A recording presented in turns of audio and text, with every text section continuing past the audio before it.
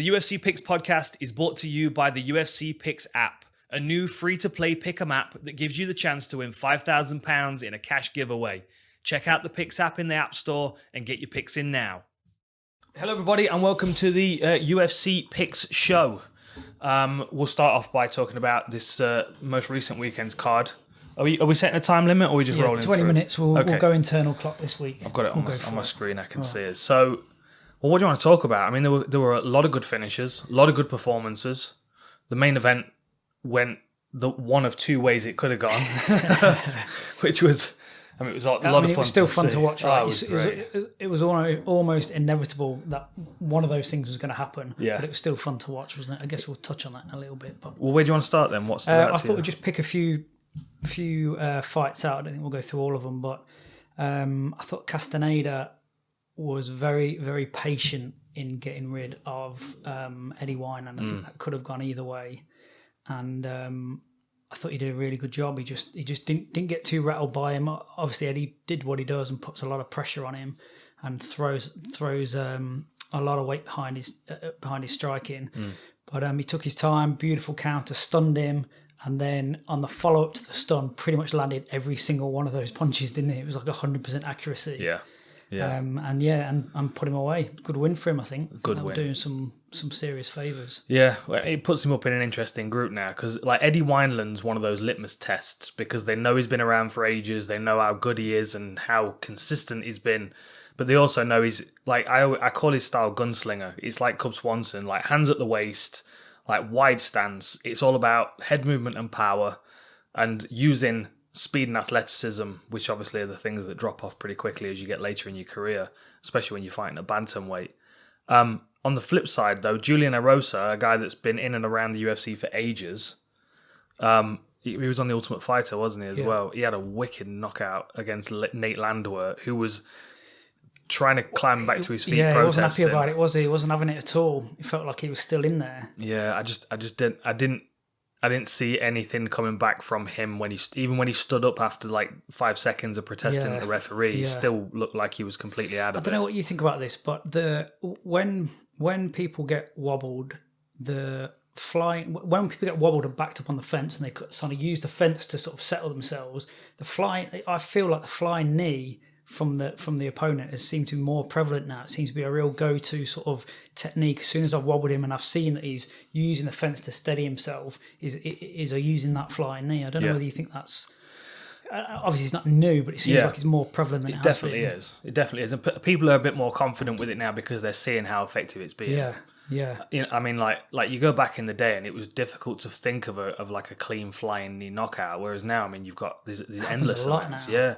Because, like, when do we discuss this? Like we've talked about this on a previous fight pretty recently.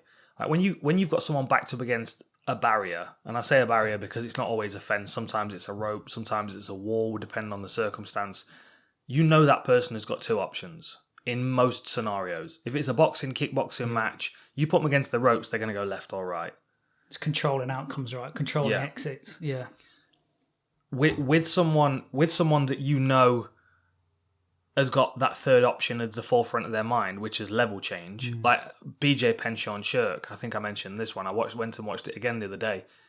BJ Penn pushed him back against the fence and knew full well that Sean Shirk's three options when his back touches the fence: left or right, or level change. Yeah. And that level change is like, I mean, people are so vulnerable when they're level change into a flying knee because you don't even have to land it clean. Yeah. Like you can land like top of your... Just to spin the head a little bit. Yeah. It does a lot of damage, doesn't it? It does. And like 101, everyone knows you don't shoot without setting it up. You know, you're leaving yourself vulnerable. I know it's not necessarily the case. Goes back to the main event though, doesn't it? Yeah, I know. It's not the case for the fight we're talking about now, but that is, you know, we're probably skipping ahead a little bit there, but that's a fundamental point in that fight in that the takedown wasn't set up, the shot wasn't set up, and, you know, you paid the price for it. Yeah. And unfortunately, at heavyweight, you pay the price a lot worse. You only get one chance, don't you? That's the, you know, fractions and inches. What about Aspinall? Yeah, man, I'm genuinely just really happy for him. It was you know, we discussed on the Picks Show last week that this was a step up in terms of level that he was fighting at. And I think we both wanted him to do really well, and he did really well. Really happy for him. I think that puts him in a great spot. He had to turn a few heads there, and people will be recognising him. And he's a good, solid heavyweight coming out of this country, which is exciting, isn't it? It is, yeah, it is. And he stood and traded with Arlovski in the early going when some people would have probably clinched him and tried and get him to the floor. Yeah, Arlovski always comes in good shape. He's always prepared and conditioned. He's got so much experience, and I'm still seeing new parts of his game. Like he'd still changed a few things in his forward progressions in the fight, but I mean, Tom's he's just young, athletic, fast, big, powerful, athletic, and he's got that. Yeah. He's got such a calm confidence about him, which is why his techniques flow so well. But in that first round, once he'd hurt Arlovski and he started to throw a bunch of shots, there was a point where you could see him. He went, "Hang on a minute, this is Andre Arlovski. Let me not get too carried away because he might come back from the dead." It's nice. It's nice to be able to have that clarity within that situation as well. It shows a level of understanding and a level of sort of cognition to recognise. Oh look, I need to stick within this game plan here. Let's not too carried away. Yeah. So what will you do with him? I think Tybura would be a great fight for him, but I know he's already matched up, isn't he? Well, there were another fight, heavyweight fight on the card, the Chris Daukaus Alexei Olenek fight, and another situation where you've got a veteran taking on one of the rising guys of the division. Daukaus has got wicked fast hands. I've got him down as a potential opponent for him, but it would make a lot of sense. It would. But then the only downside is that, I mean, this could have quite easily been Arlovski v Olenek and Daukaus v Aspinall on the card. Yeah. There was a reason why they were matched this way, because it's to accentuate either the veteran or the new face. It's the test the young guys have to come through, isn't it? Yeah. The thing I struggle with Daukaus is he's great. I like him. He's obviously got a high set of skills. I can't picture him against that top 5, top 6 in that division. I just can't picture him being able to hang at that level. Yeah. It just, I know he's fast. He looks, he's relatively strong for his size. He's always going to be undersized against the big dogs in that division. But I don't know whether he just needs a few more fights, or I need to watch a few more of his fights. But I just struggle seeing him against the big boys at the top. There's a clear another level up there. What do you reckon? What weight do you reckon it'd be if you stripped all that excess weight off him? I mean, the thing is, like, there's a bit to go. There is definitely for sure. But he's weighing in at sort of 250. Yeah. Like, are you getting 45 pounds off him, or are you getting 25 pounds off him and then getting him to cut? Yeah. But then, what does that do to his performance? I mean, he's 6'3", and his point of difference too is speed at heavyweight. Exactly. So then, if you drop down into the light heavyweights where people are genuinely faster anyway, do you lose your point of difference? And then you just become a normal sized light heavyweight. I mean, that fight that he had UFC 252 against Parker Porter it stood out in my mind. It was one of the fights I watched when his next fight was coming up in Abu Dhabi, and I was Octagon side. His hand speed in that fight was the point of difference. Yeah. And like you said, if you take him down to 205, I don't think he's not necessarily undersized massively at heavyweight, considering like the champion weighs in at 235. So it might just be a case of just like making him more efficient as a heavyweight. But he is a black belt. Maybe. And I mean, the other thing as well is he's a full-time police officer, which, gives him a lot of other things to consider, as well as... I mean, he does have really fast and crisp striking, but he's not a technician, is he? There's a lot of scope for improving his efficiency with his striking, in terms of improving the technical side of it. Maybe that's his level up. Maybe, yeah. I think he's got a lot of potential, and his brother's in the UFC as well, which you've always got to. Man, it was a good performance, because that could easily go very, very wrong for you, couldn't it? Yeah, and you know exactly what you're going to get with Olenek. Yeah, he's not no interest in striking. Till he gets older. Yeah. Doesn't want to strike. Does not want to strike. We glazed over Ayman Zahabi. Had a proper technician's performance, wasn't it? Yeah. Like, I can imagine you were really enjoying that. He was just very, very patient. Again, took his time. Sort of, I always think of it as they're like normalizing frequencies. So he was just seeing, the wavelength of the other opponent, and then just I figured it out. Bang, counter, and then did the job. I thought that was a beautifully timed counter, and a great performance for him. Yeah. Were you surprised with? Did you go Van der Aar or Spivak? Yeah, I went. Thanks for bringing that up. I thought. I went Van der Aar. I feel like you knew that. Spivak looked good, didn't he? Yeah, you did. Yeah. But, yeah. Again, though, another heavyweight though. Like you could put him in there against Aspinall or Daukaus. Yeah, for sure. Yeah. I mean, there's no reason why not. The fact that he was the first fight of the night doesn't necessarily mean that he's being under prioritized. It's just sometimes, they want to start off with a heavyweight fight if they've got 3 on the main card. Yeah, Tom's going to want to look up though. He's going to want someone. He's going to want someone above him. Get another name quick. But the downside is he's had so few fights in comparison to. I mean, you've got Cyril Gane fighting this weekend, who's got 7 fights on his record. Like heavyweight, you can make real progress, can't you? Very, very with few quick. Fights. There's still a lot to be gained from having few fights, though, and heavyweight records, especially the young guys, 12 fights total. Not only is that a sign of how difficult it is to get opponents, but it also will show how difficult it is to get training partners. So it's not even like a lot of lessons can be learned in the gym. Like you have to be really switched on and intelligent. Like we talked about it on the last podcast. Is if you're that size, this isn't necessarily the only option in sport. That size guy is playing a lot of different sports. If it's in America, they're playing in the NFL, or if it's over here, they're playing in the rugby codes. It must be difficult to get opponents and to get training partners. Talking of bad picks. That Charles Rosa pick was not a great pick, was it? He's just a bit wild. He's a bit, he's ragged around the edges. I mean, I like watching him. He's enjoyable because of that. He reminds me a lot of the other guys that are like Pete Sell and what's his name? Why is his name slipping me? Moved up to heavyweight recently. One of Weidman's mates.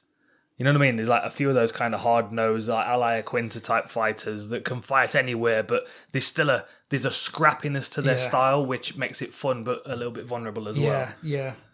I mean, Derek Minner was just relentless, Boston, wasn't he? Yeah. He's just a hyper-aggressive grappler, isn't he? Yeah. And he's just searching for it the whole time. Yeah. I'm excited for his. I can sort of see why Derek loses some fights, though. Yeah. Because he's so aggressive and he's so... sort of amped up to finish. I can see him fall into a couple of traps.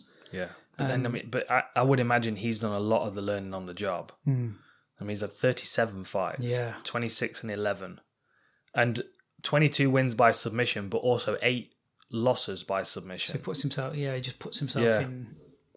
Like, there's a lot of learning experiences that would come with those. I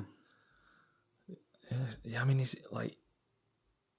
got 2 wins in a row now. He could do with sort of 3 or 4 wins in a row in this weight class to start getting a bit of attention, because it is a deep division. Yeah.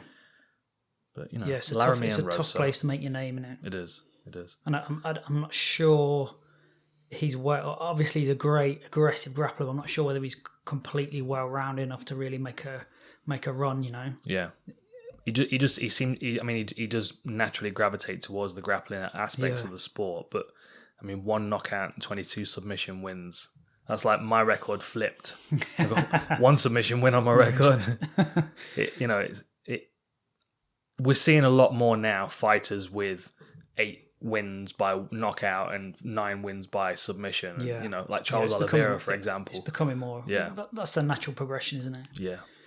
Yeah. Phil Hawes won, but only because the bell rang, I think. He was hugging himself to survival for the last part of that fight, wasn't he? Yeah, it was. I mean, I get it. It's with all that muscle mass to feed, it's tough to be conditioned enough to fight for that amount of time. But he got rattled a good few times. Yeah, and I think he got some confidence from that. It sounded like his post-fight interview. It was like, I dealt with the adversity much better this time around. But like, as a conditioning coach, like, how do you get around that situation? I mean, it is what it is, isn't it? Like, to a degree, it is what it is. Yeah. And to be honest, now with the PI and the amount of information you can get from your fighters, you should be able to get pretty close to doing the best job you can do physically about getting their condition as good as they can get it. The rest of it has to come from technical and tactical understanding and becoming more efficient in when you use your energy and when you apply your work. Because when you're that big, what you're going to do, stripping muscle off him is going to be very, very difficult to do. He's going to have to be in such a crazy amount of calorie deficit that he just wouldn't be able to train. So what can you do? If as long as you're maximising his capacity his conditioning capacity from a genetic point of view, which I would think, I'm not sure who his team is, but I would think they'd have a good handle on that. The rest of it is about not wasting energy, not chasing things you don't need to chase, being as efficient as you can in that. He's on the fence a lot and he's burning through that energy a lot there, just being as accurate as he can be, really, because you're not going to make much change. He's a big dude, and with that, he gets that fast twitch explosion from his muscles. But as we've mentioned a million times, it just comes at a cost, doesn't it? And if that's something that's kind of set for his career, and this is something that he's always going to have to at least, I mean, it's more that he has to accommodate his condition, isn't it? Exactly. It's not like he's going to become a marathon runner or anything like that. He's built the way he is. And he has to kind of work with the attributes that he's got and to an extent forgive the ones that aren't on his side. If he trained like the Diaz brothers, he would not have the condition of the Diaz brothers. No. There's no way. He could run triathlons all he wants, but he's not going to be. Yeah. He's not going to have that. The composition of his muscle tissue is just different. And there is some you can convert fiber type, but it's a slow process, and I think with everything else he would have to do within his training schedule, it's not, that's not going to happen. Yeah. I just, as we talked about on the show last week, I kind of felt like it would go that way. Like Phil Hawes is devastating as long as it's a sprint finish. Yeah. And it has to be a sprint finish in the first couple of minutes. And Imavov, it was a tough learning experience for him, but he's going to watch that back and see loads of ways in which he could have tweaked and changed and bettered his performance. Like one of the judges gave it 28-28, it was a majority decision for Phil Hawes, but 28-28 means that someone gave Imavov one of the rounds 10-8. Yeah. How? I mean, I didn't see that. Just unanswered shots, I suppose. I mean, he was letting it was like what's his name last week? I mean, we were having this discussion last week with Rodolfo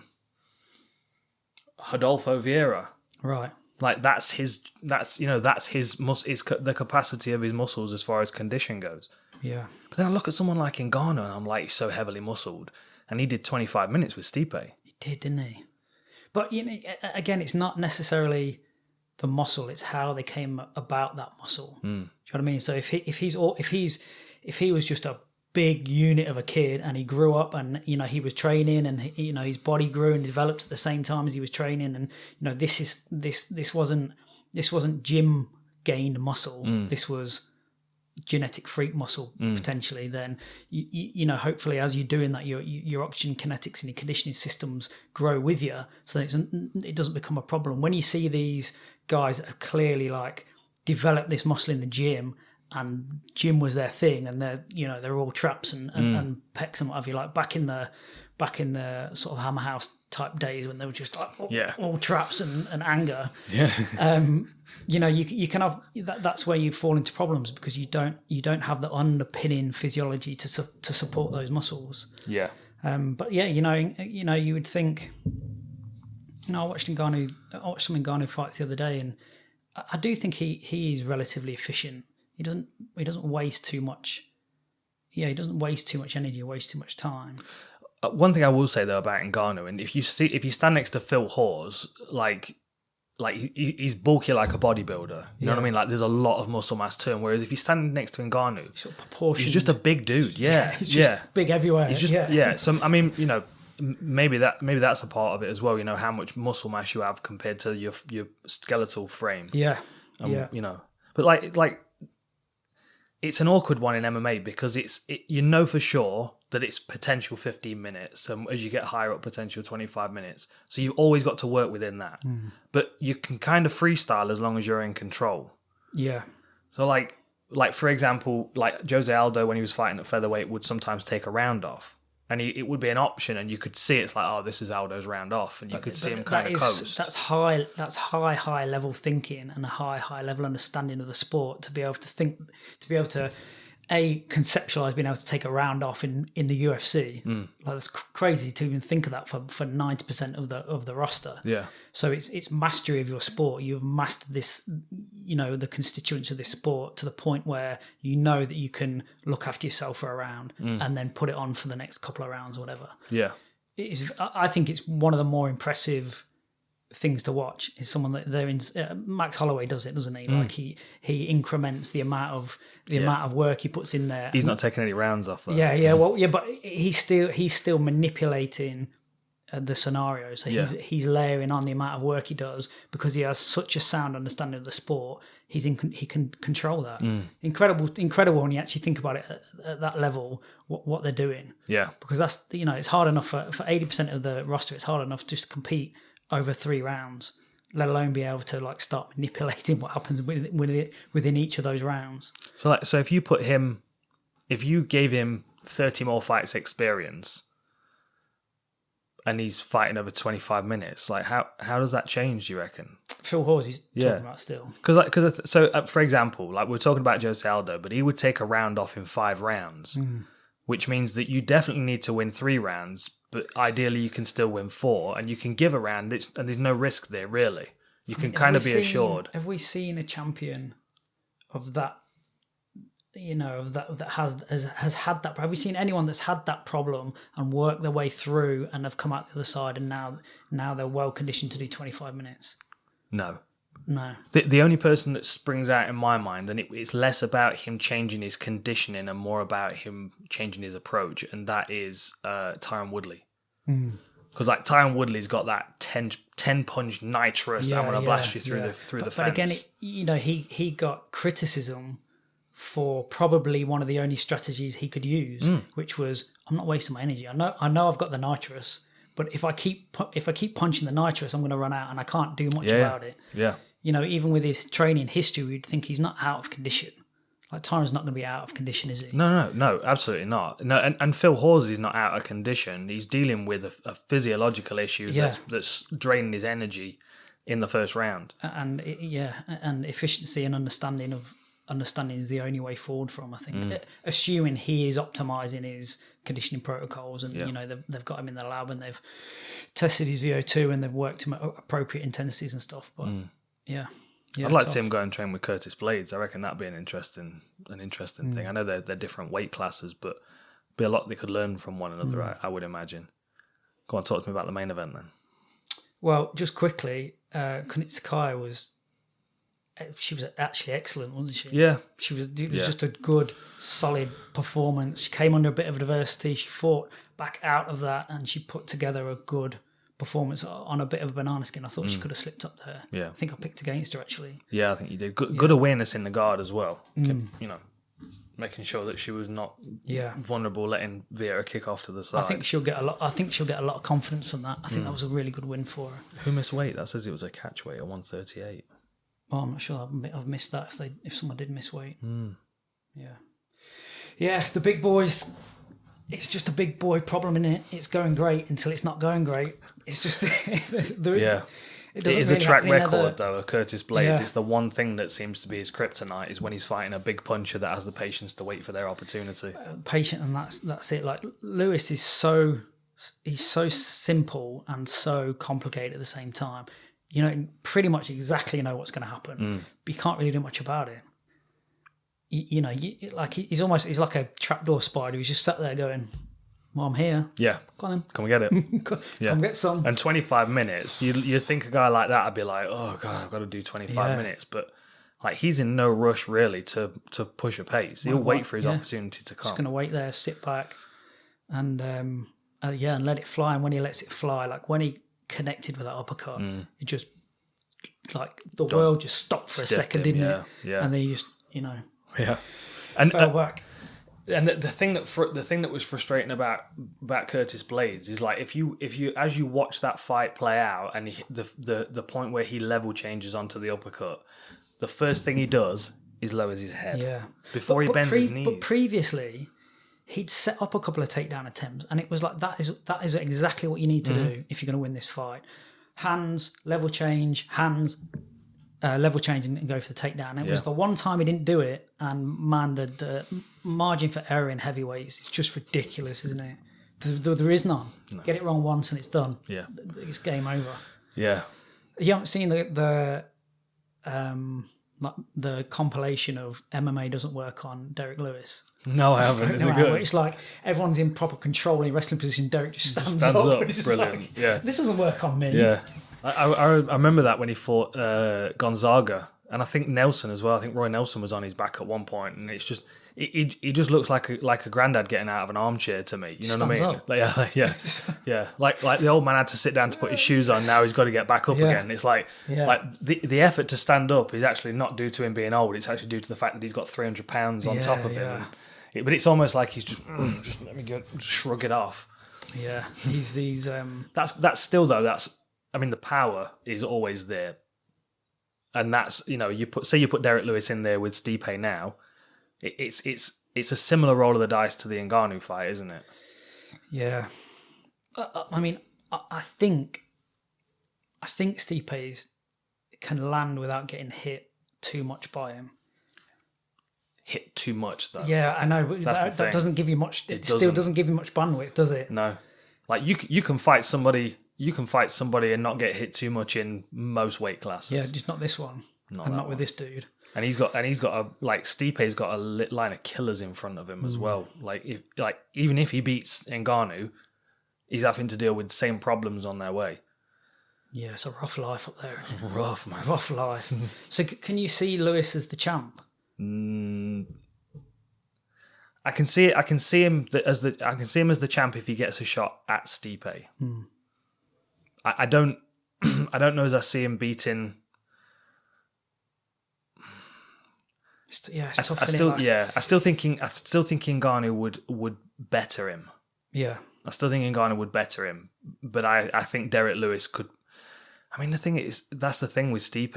It's so easy to underestimate him because compared to the power that the rest of the division's got, and I'm not saying he doesn't have punching power because he does absolutely. Got it, but I feel like he's a bit more of a sniper than he is than a power puncher. And I hate to say this because I love Stipe. I'm a big fan of his, but like his right hand's gotten shorter over the years, right? Because his pad man brings the pad all the way to him. Yeah, when you watch him hitting pads, I mean, his pad man's tall and long and rangy, and I just think it's kind of stolen some of the reach of Stipe's combos. We've privately discussed this a lot in the art of pad holding. And what are we trying to do? Are we doing this for Instagram? Or are we doing this basically to be as close to the head as create possible? A centre line. Yeah, that's all I'm thinking is when I'm holding pads, I'm what are we doing? Everything. We're trying to, we're constantly trying to replicate competition. That's that's the aim of training. As close replication as you can, and landing punches that are short is that's a big negative connotation to absolute performance. Well, I mean, that type of training has been replicated, but in a negative way. Like who was it? Fabiano Maldonado. He caught him clean with the right hand on that, and there's still a drop off to it. It still drops off as he throws it out, but it was a longer punch there. Yeah. Whereas the more recent fights, like when he had Nelson up against the fence and the Verdum one where he won the belt and Verdum was running at him. They're short punches. Yeah. I was watching a Golovkin fight the other day. I'll have to show you this punch that he landed. I've never seen anything like it. It was a lead overhand to the top of the head. You showed it to me. Oh, did I send it to you? Yeah, send it to me. Wicked punch. Yeah. I want to try that on someone. See if it takes their legs away the same. I mean, probably just to close it out, I just think Lewis is one of those guys that he just keeps winning, and he's almost like you're never going to pick him, and then he just keeps winning. You don't pick him again, and he just keeps winning. And he's just a problem, isn't he? He's just a massive problem for people. People don't pick him, or I mean, some people do, but like people that know the game and know the technical aspects of individual fighters, like there's a tendency to always go, well, he's technically the better fighter. Yeah, like Curtis Blaydes. Like, say for example, if you took those two guys and you put them through some kind of combat sports combine, like the thing that Joe DeFranco gets people ready for the NFL. Yeah. Well, the PI has a combine now. Right. PI has a physical combine, and I was talking to Dean Amsinger over in the PI in Shanghai earlier this week, and they have now rejigged their technical combine. So you have certain positions you start in the grappling, you get assessed in your striking, you get assessed in your sparring. All of that data comes together, and oh man, the sports science team they've got over there, they take all of that data, they weight it compared to your body weight, compared to who you're fighting, your experience compared to who you're training with, all of these things, and they put it all in the mix, and they come out with rankings and stuff. It's very, very impressive. It's not live just yet, but they're putting it together. It's going to be, from a sports science geeky point of view, it's game changer. Yeah, it really is groundbreaking. It's very impressive. So imagine then taking Lewis and Blaydes and putting them in that combine for assessment only. Yeah. Like out of the other end, and I can kind of imagine what Dean would say is like, Blaydes is a great wrestler. He's a good student. He listens. He's keen on learning the striking skills. He's still kind of rudimentary, but he's there. And if we can tie his physical attributes with his skill set, he's going to be very good. On the flip side, he's going to go, yeah, Lewis is kind of all over the place, but he's a monster. Right? It's a problem for everyone, isn't he? Yeah. It's the Kareem Abdul-Jabbar problem, isn't it, for Bruce Lee in Game of Death? Yeah. It's like you're dealing with someone with a wild physical attribute that is, fortunately for Stipe as a problem solver, quite common in the heavyweight division. But like this weekend, as obviously we're going to get into it, you've got Gane and Rozenstruik. And I know Gane's not proven to be a devastating puncher, but Rozenstruik has 425 minutes. Yeah. And he still fell to Ngannou, even though he's got 70-odd kickboxing matches. So he it was funny. I mean, obviously we're going to get onto this. He was sort of doing he was right in there, and it's a very, very brave strategy to stay in that pocket with Ngannou. And he landed in that sequence where he got knocked out. He landed what he was trying to land. He countered really nicely. He just didn't land it as hard as Ngannou landed it. And we'll see. I can see Gane being someone that is a problem for Lewis, because with his movement, with his elusiveness, he could potentially get in and out before Lewis can get something off. That would be... He'd take a hell of a shot as well. Yeah. He's well conditioned. He's got a solid neck and traps on him. Gane could take a shot, and because he's light on his toes... I don't know if anyone could take that shot, though. Yeah, but the thing is, like, a lot of people... I mean, Lewis landed that uppercut on Blaydes. Blaydes was moving on to it. Yeah. The Volkov knockout, Volkov was on one leg, stationary, while he was throwing a kick, and Lewis came over the top. Yeah. So, like, there's... I don't know whether... Because the thing is, up until that point, Lewis had not landed anything on Volkov that was really significant and was losing the fight up to that point. With Gane, and I say this about the Diaz brothers as well, like, often though, when people are light on their toes, you hit them in the head and their head just drifts away. And they take that better, they take a shot better than they would if they were planted. Yeah, that's interesting, because I really thought about it like that, because obviously when I'm watching someone like Cyril move in and out of range, I'm thinking of it from an offensive point of view, as in he's out on the edge here and then he's in and he's out. But I haven't thought of it as in he's taking, because he's agile and his footwork is so good, when he's taking shots, he's also using that on the way out as well. Yeah. So he's just not landing quite as heavy. Yeah, that'd be a cool fight. I mean, I can't. We'll see what happens this weekend, but that would be a cool fight. I think Gane, I know obviously we're going to get into this. I think Gane's an interesting one because he's a bit of a different look. Like we know Rozenstruik's got great kickboxing. His takedown offense is coming on, and he can maintain that power all the way through. But that's partly down to his experience from kickboxing and he's his very, efficiency. very, very efficient. Yeah, he doesn't waste much energy at all, does he? No, he doesn't. To the point where he doesn't like really move. That he's sort of moving on the spot, and he's not actually moving forward or sideways or backward particularly much. But he's just there and he's being efficient. He's waiting. He's the trapdoor spider again. He's just waiting for his prey. Yeah, and he kind of did that with Alistair Overeem over 25 minutes, and obviously Overeem was having a good night pretty much up until that point. But you can still see in the exchanges where, because Overeem was quite happy to cover up and let Rozenstruik work on him. But then as soon as Rozenstruik realised that, he started to take some of the power out of his shots. And there's even a couple where he's like slapping him to the body a bit. Like, I'm not going to throw this because I know you're going to take it. Yeah. But I'm going to keep working anyway. You're not anyway. rope-a-doping me. Yeah. Hold on a minute. That was it. It's not my first rodeo. You're not rope-a-doping me. That was it, yeah. like standing and covering and allowing someone to work is a bit like forcing them to run in sand for a minute. Yeah. You know, Yeah. if you've got the courage and the defense to do it, which Overeem did for 24 minutes and 50 seconds. Yeah. Should we get into this card? Good card, right? Yeah, it was Enjoyed really it. good. It was Very really good. good. I'm happy for Derek Lewis. I think he's a very likable character. Yeah. He's very funny. He's very likable. He seems when he's doing his interviews and stuff, he doesn't seem to be playing a character really, even though he's quite funny. He's just, you'd think he'd be that funny in real life, or just chilling with him be similar sort of level of comedy. Yeah, it's like he has this kind of, it's like an effortless wit. Yeah, but then at the same time, if you watch him closely, he's a bit like a kid. Because he's like a little bit excited because he knows he said something that's funny. Yeah, you know, like the waking up from the dead thing, and he referencing the Undertaker and all that kind of stuff. Oh, it's Herb Dean's fault. Yeah, very, yeah, happy for him. Yeah, really good. Right, okay. Picks Next Show. one then. Yep, let's go. Okay, let me get the app up. So. Now, I know that some of these fights are a bit in flux as well. So what should we do? We'll just talk through all the ones on the app currently, and then if they update it later in the week and they've removed a couple. I think a few have dropped out. I think a few have a question mark over, but we'll blitz through them and see what survives. We're kicking off with heavyweights again. What do you reckon? Jacoby against Grishin.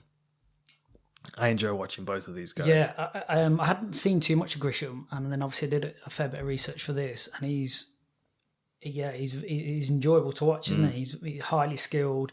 He has a very varied and sort of deep record. Like he's seen a lot of different pitches over time, a lot of different types of finishes. He's dropped, so light heavyweight. So he's dropped up to heavyweight. He's been up at heavyweight before, hasn't he? He came in at heavyweight, and I don't know whether that was. I don't think he'd always been. No, all of his fights previously were light heavyweight. Like, what was he? PFL, Akhmat. I mean, he went 3 rounds with Tybura at heavyweight. Yeah. And I know he came off worse in that fight, but he was heavily outmatched in terms of size. And to go 3 rounds with Tybura, that's a decent effort for sure. Yeah. He's not a heavyweight. From what I can tell, almost all of his fights, or all of his fights that I've checked, are light heavyweight bouts. The other thing I'll say as well is, I mean, his record's ridiculous. He's 31, 8 and 2. But then if you go back to the earlier parts of his career, a lot of those 8 losses were early on. Okay, so he's been on a good run for a long time, hey? Like, if we draw a line 10 years ago, you can take 1, 2, 3, 4... You can take 5 losses off his record. Yeah. So he's had 3 losses in the last 10 years. Yeah. Yeah. And he's been on some serious streaks. And I'll tell you this as well. Aside from the decision loss to Tybura at heavyweight, his previous loss to that was Magomed Ankalaev in the 4th round. Ankalaev's a killer anyway. We know that. He's a lethal individual. We'll get onto him. Yeah. For sure. Like, they went 4 rounds, and that was Ankalaev's 6th fight. Right. And that was Grisham's 29th. Yeah. So he's not shied away from tough challenges, and he's done well with a lot of them. Like, I mean, he's got to win over Trevor Prangley. Did you call his last one? Mario you call Miranda. his Antigulov? I did. And I thought that was a really solid MMA performance. It was like across the spectrum. He didn't dominate particularly in wrestling or striking. It was just a good performance, putting all the components together in a nice sequence and nice flow. I thought it was. I thought he was very, very good. He reminds me a bit in his movement of Overeem. Just in the fact that he's quite happy to kind of switch his stance and give odd postures and then move away at speed and then stand his ground, and like, you can tell there's a lot of gamesmanship in his skill set based on his experience. He knows how to play as a big man in MMA. Yeah, I think he's going to be tough for Jacoby. I think this is a it's a very tricky mission for him. It is. So Jacoby's, this is his 2nd stint. He's been in the UFC, hasn't he? And then he was cut, and then he's come back. Yeah, and he's been all over the place as well. I mean, he's been kickboxing in Glory and fighting. He's he's been a busy dude. But he's got some vicious leg kicks. Yes. When he lets that fly, that's vicious. But then you look at his. So he came into the UFC at 6-0 and picked up 2 losses, and then was released and went on to get another bunch of wins. But he's lost to Clifford Starks, Chris Camozzi, David Branch, and then a lot of his losses are kickboxing matches. He's got a lot of experience, even though it doesn't show in MMA. Like he's even got a boxing fight here, a knockout first round. So he's 10-8 in kickboxing, 13-5 in MMA. Yeah. So it's a good accumulation of experience, isn't it? I think I can see him having trouble with Maxim up against the fence. I can see him getting sort of beaten up against that fence and maybe took down and pinned. Yeah. Pinned in that, not the corner, but pinned up against the edge. And I can see him struggling a little bit with that. But he does seem to fight at a different frequency than Grisham. Like he comes out and is quite energetic and he's moving a lot, and whereas Grisham just seems a bit more efficient and a bit more flowing and calm and a bit more paced. Yeah. I think I've got Grisham in this. I think he might close him down, put a bit of pressure on him up against the fence, and sort of break him down from there. Really. Yeah. I mean, experience should probably win the day in this situation, and the amount of experience that Grisham's got, not only in MMA but across sports, will balance out that 10-8 kickboxing record. Yeah. I mean, 10-8 is not a wonderful record. So that's not going to be too intimidating for Grisham. Even if you added his kickboxing record to his MMA one, he's still, One thing I will say though is that win over Justin Ledet. Obviously, you mentioned the low kicks. Ledet is an underrated fighter in the UFC. He's not had a good run, but his skill set's definitely there. Yeah. Good boxer, also former heavyweight as well. Yeah. So you locking one of those in or what? Yeah. Maxim Grisham will win that, I think. So next one is Vince Cachero against Ronnie Lawrence. Oh my God, Cachero is about he took about the biggest beating I've ever seen from Jamal Emmers. Didn't he? Still stayed tight though. But it took so much damage to the body.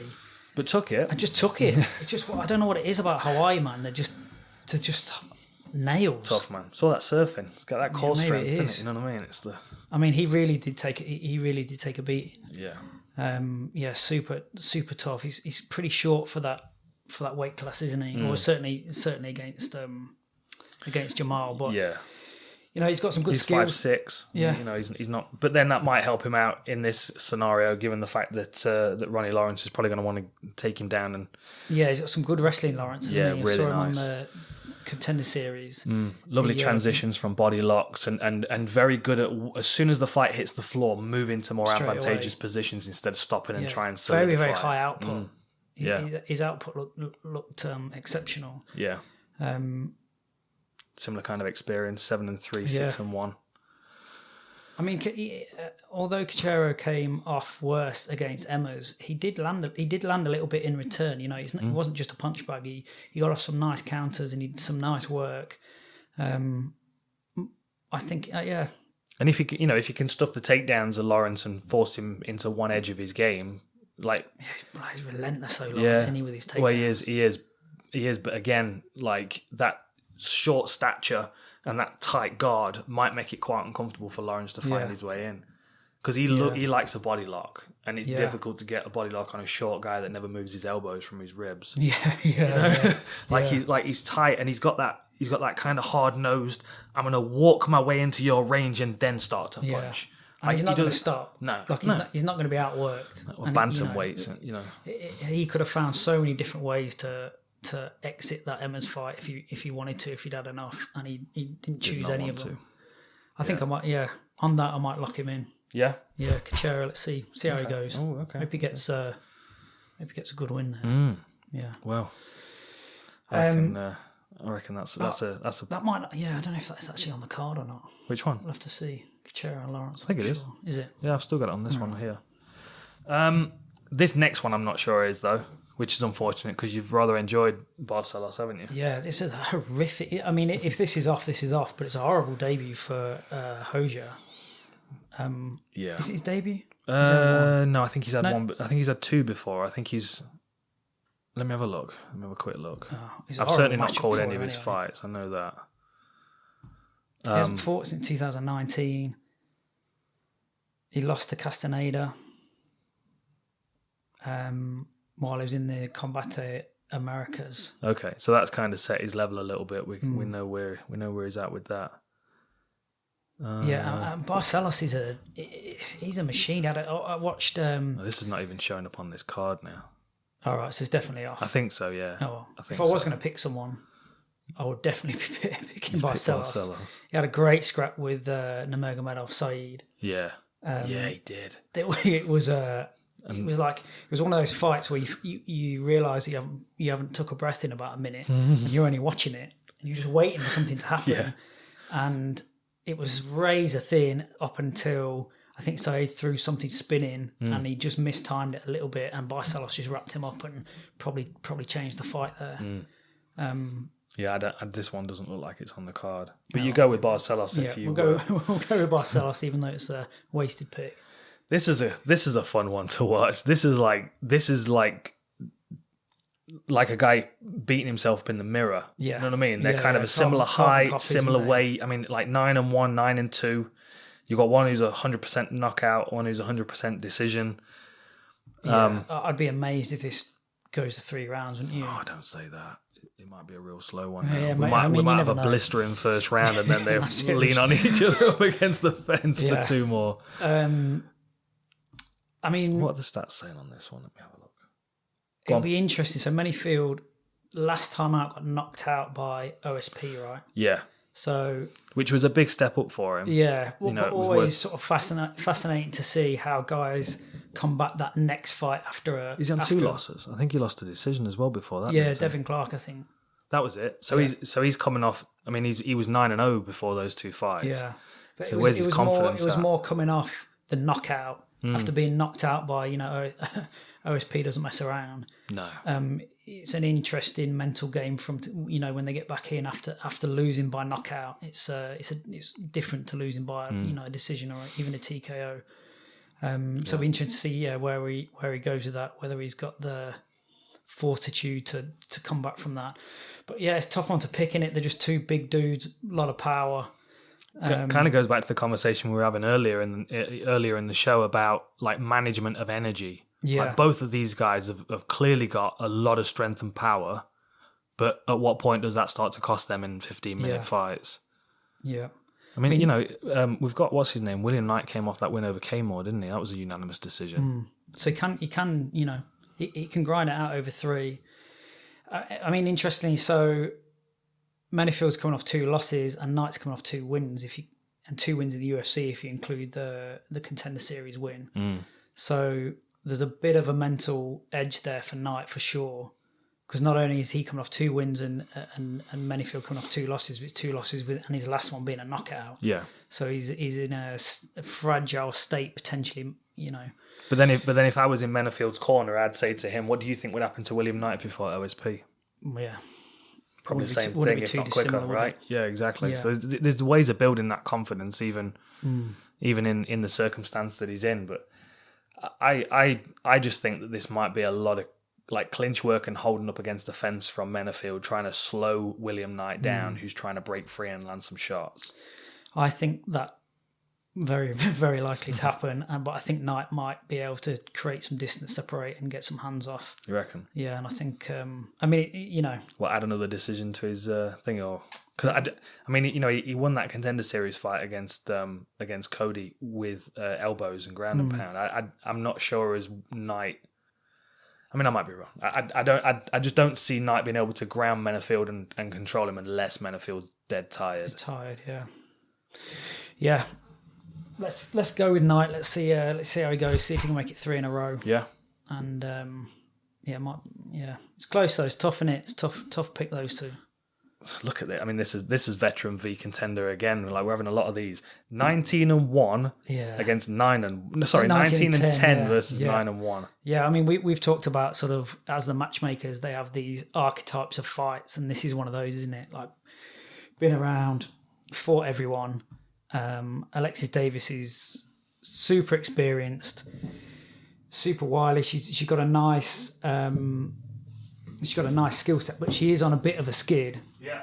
It's probably her last. She lost the last 3 or last 2. I'm not sure, but she's on a significant skid. She's got solid sort of striking, and then you got Mazo, who's just the opposite. And she's just a young prospect, up and coming. She's winning. She's confident. She's got nice kickboxing. She watched a little bit over the last few days. She doesn't fill me with confidence that she knows exactly what her game is and how to put her game into a situation. She's, and that's fair enough at 9-1.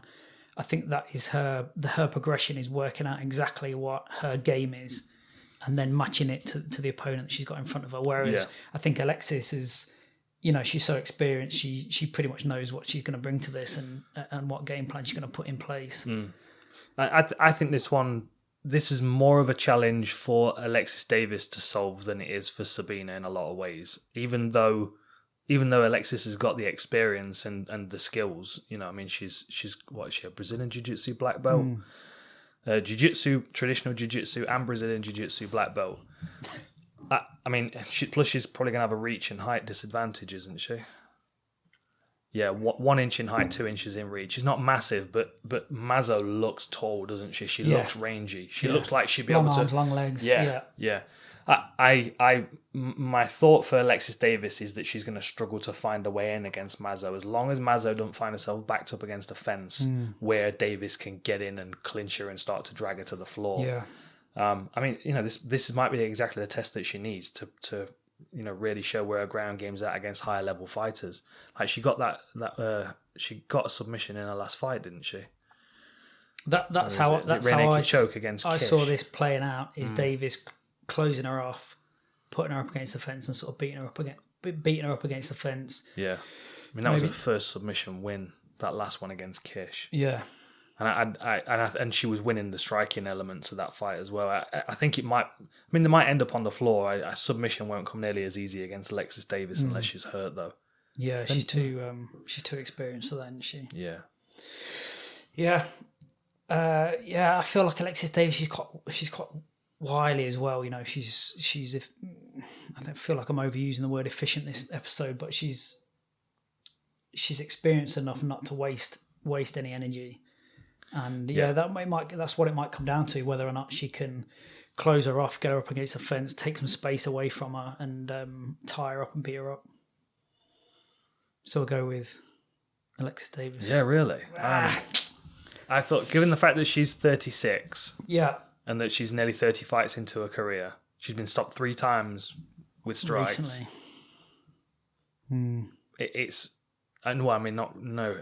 She's not been stopped with strikes in a long while, actually. TKO against Tara La Rosa back in 2009.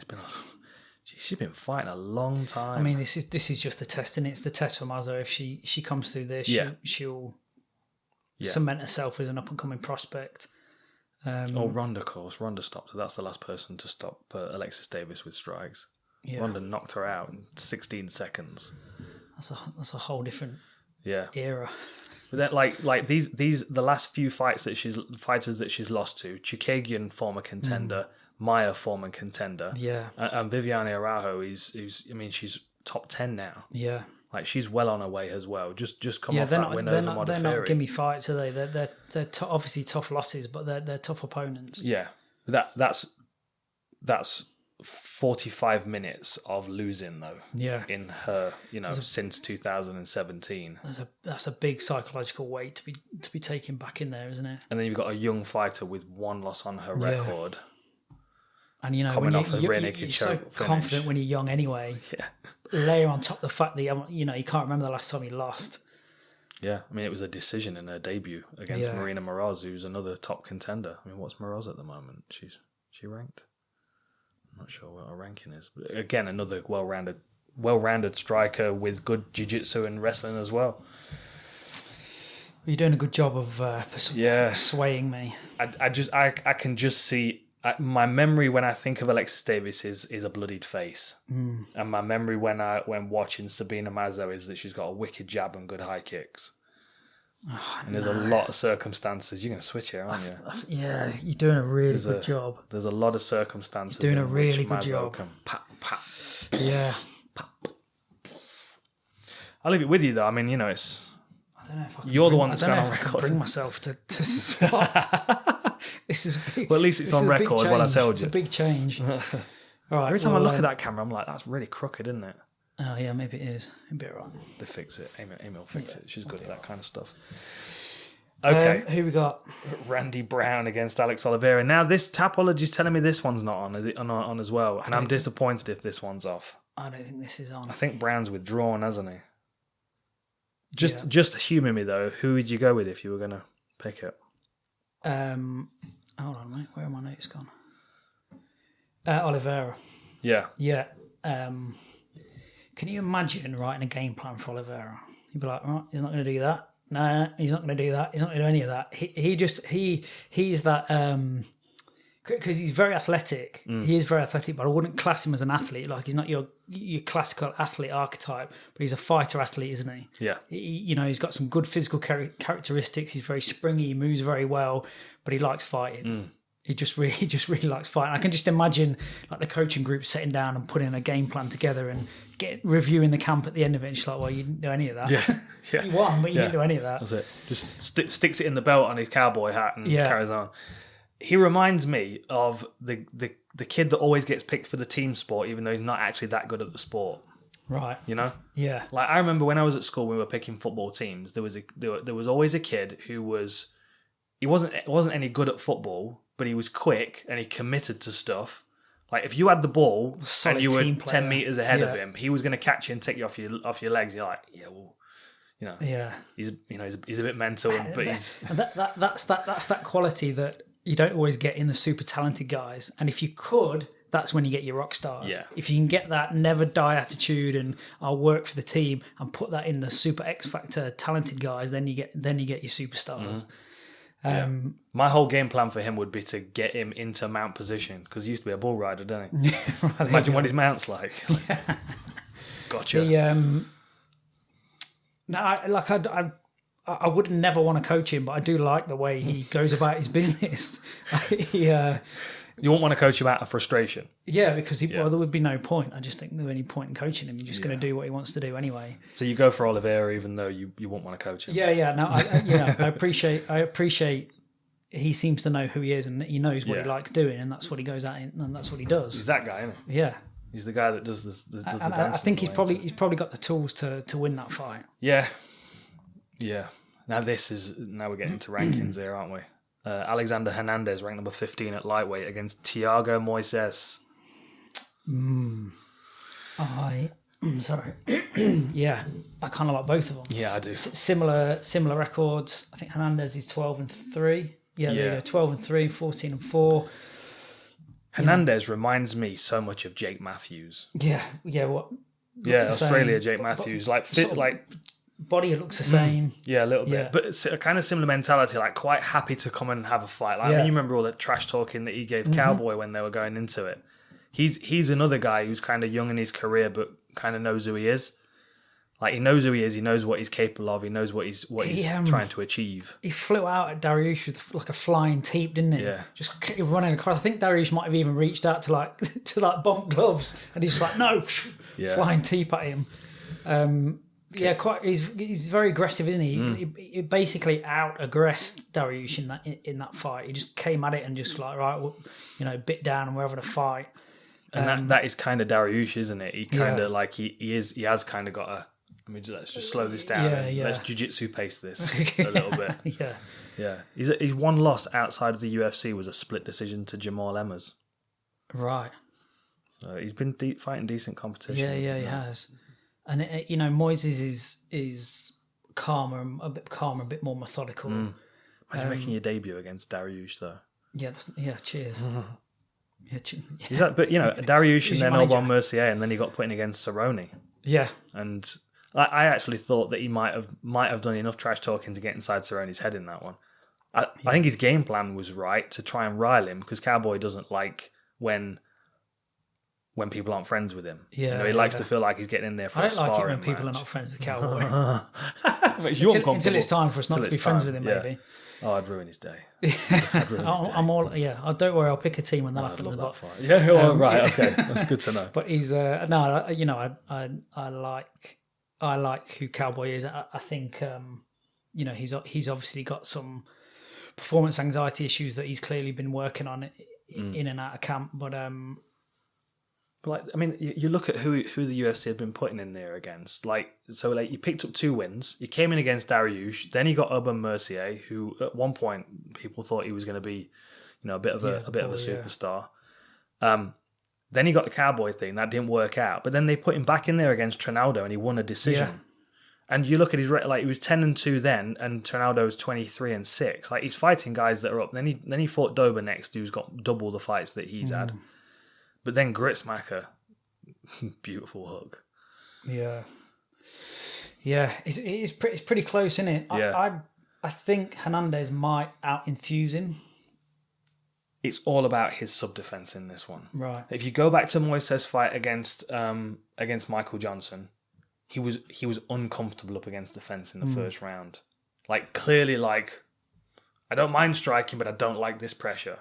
Yeah. And he didn't seem to be able to find his way in the striking ranges at all.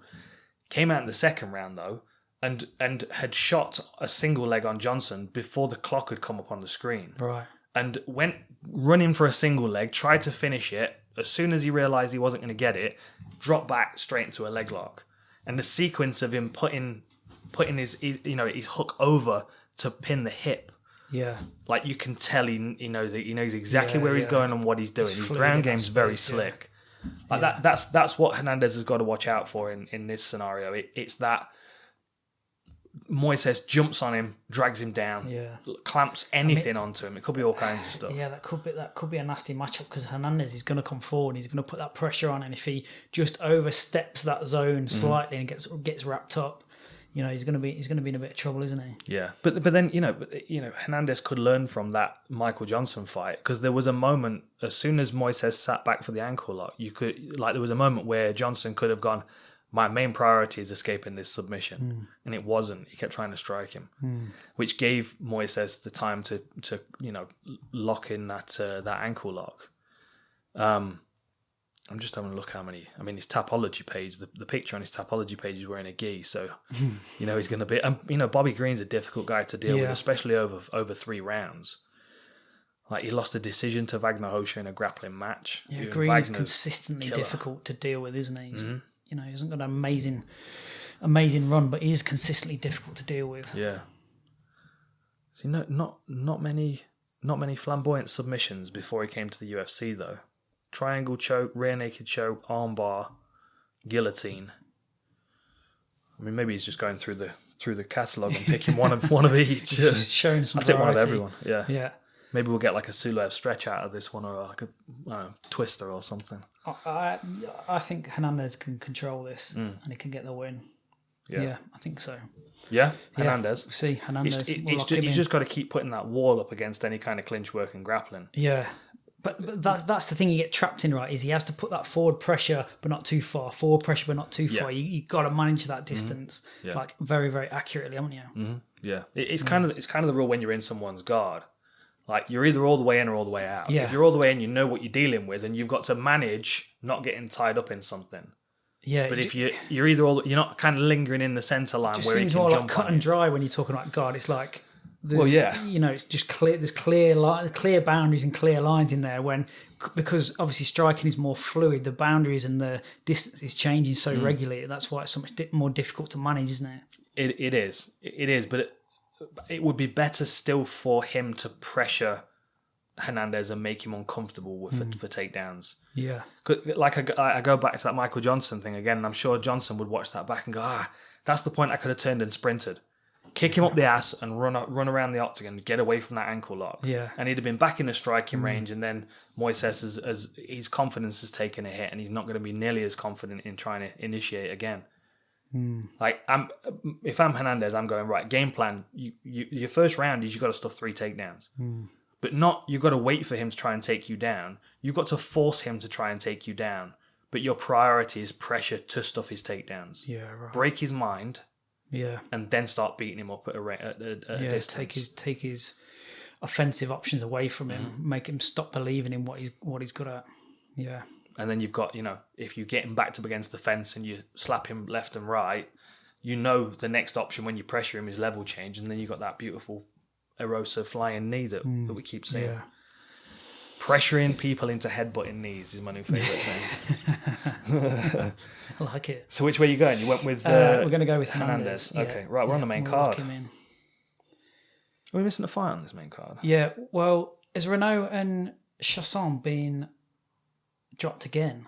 Has it really? Because that was remade, and then it's gone again. And I think by the looks of it, has Angela Hill and Yoder come in? Yeah, no, that's not been added to the app yet. No, we'll have to discuss that one. Because it was Angela Hill against... So maybe Renault and Chasson gone again. Yeah, that's not on the card at all. It didn't last very long. But I've got... Yeah, I reckon... Oh, did the Caceres fight fall off as well?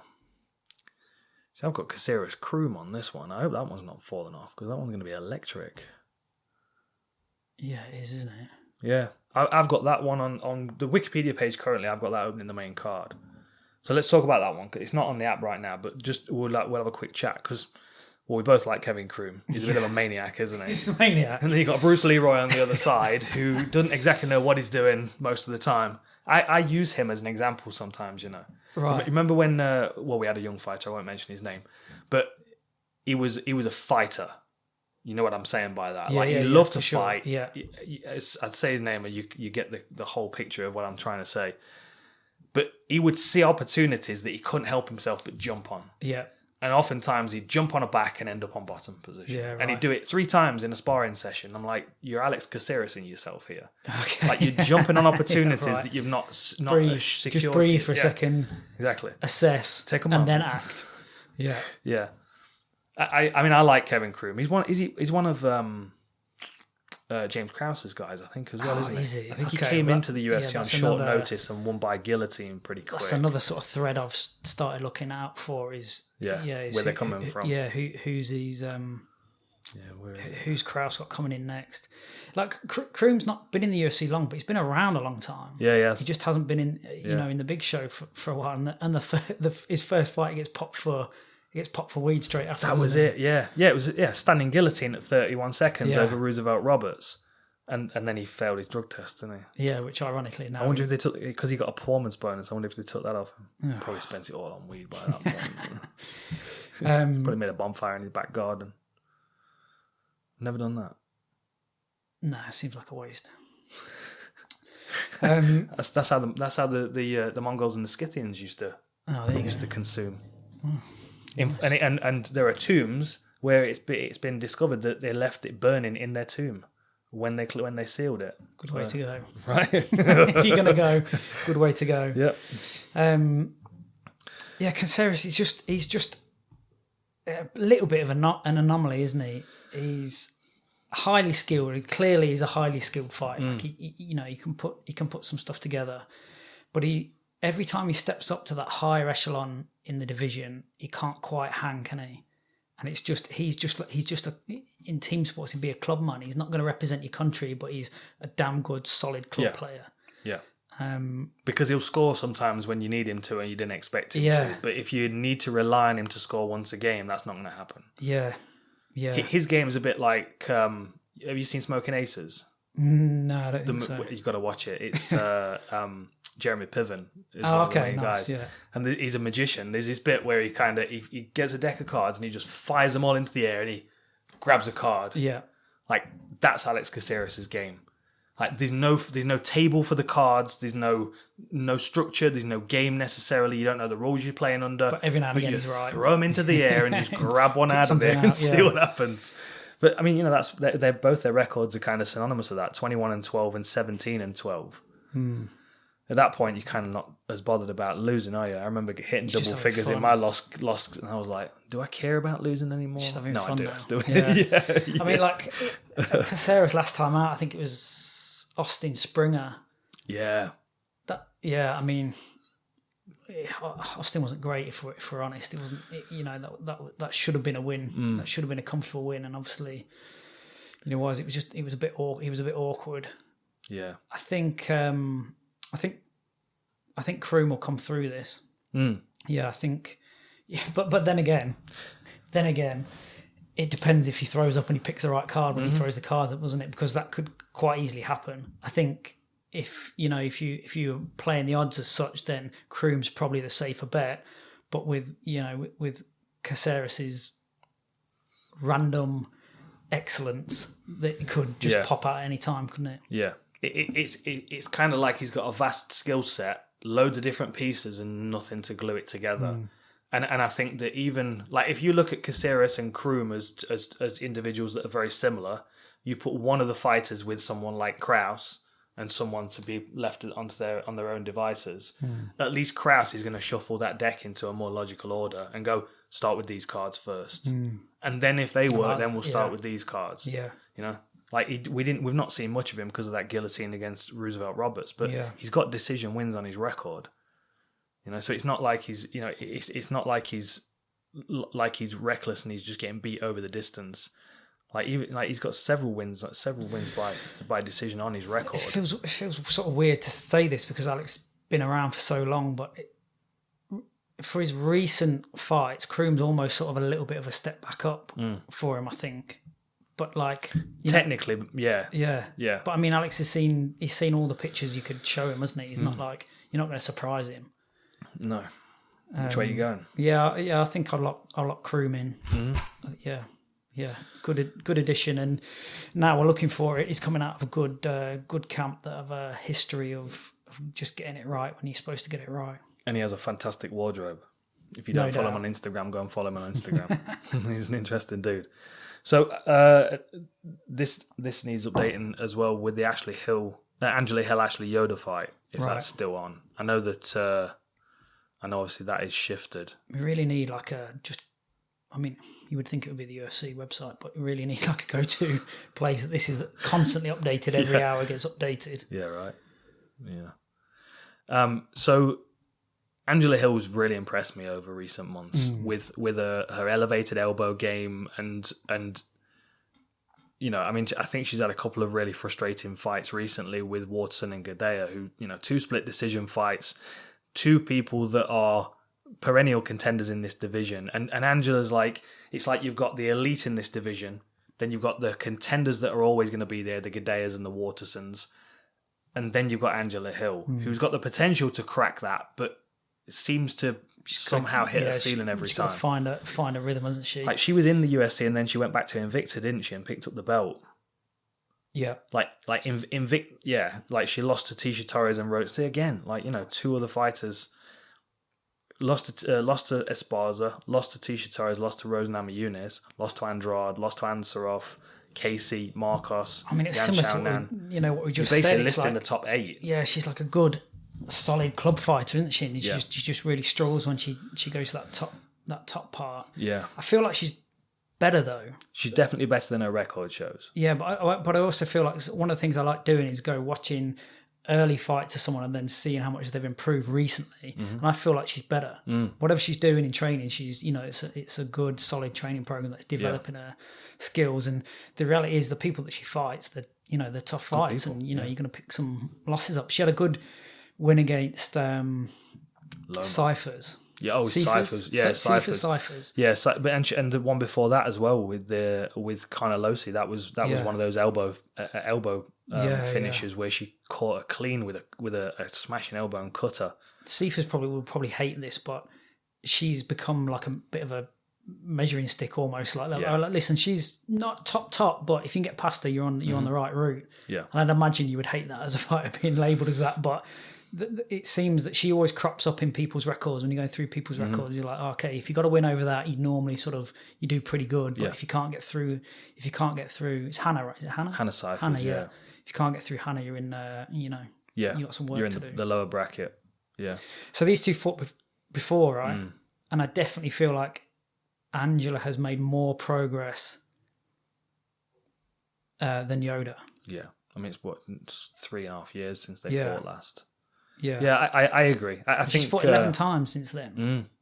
Didn't she have 5 fights in a year? Was it? Was it 4 fights? Oh no, 5 fights. 2019. She kept taking fights on short notice. And I do think that was more beneficial to her. I think she thrives on being active because she doesn't pick up damage really in her fights. Like oftentimes she's not like she's losing by decision or by submission, mostly by decision. Yeah, I like Angela Hill. What we were saying before. So when you're developing as a performance coach or an S&C coach, initially you sort of resonate with strength and power. Like you sort of see that in athletes, and that's your bread and butter in the gym is creating or developing strength and power. But as you sort of progress through experience, you end up certainly for me is resonating with elasticity and reactive strength and bounce and rhythm and flow, and I do think that's probably where Angela's at. She seems to move in and out really nicely. She has good reactive strength. She's very plyometric in nature, and I think she's a sharp mover. She does move really well. See, I don't think it's adding anything new to her game to get her over that limitation that she seems to be finding. I think it's understanding how to create better opportunities for the techniques that she's already proven to have. And that's time, innit? That's just time at the coalface, and just keep.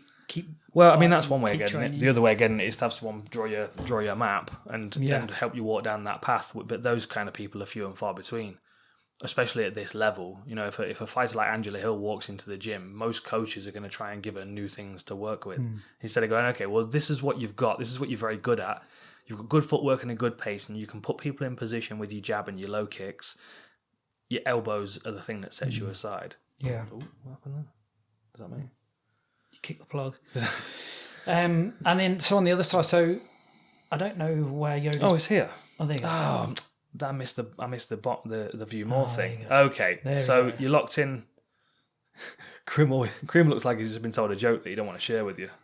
And Alex Caceres looks like he's just been told a joke and he's the brunt of that joke. Yeah. He's like, it's like straight mouth emoji. My favourite. Yeah.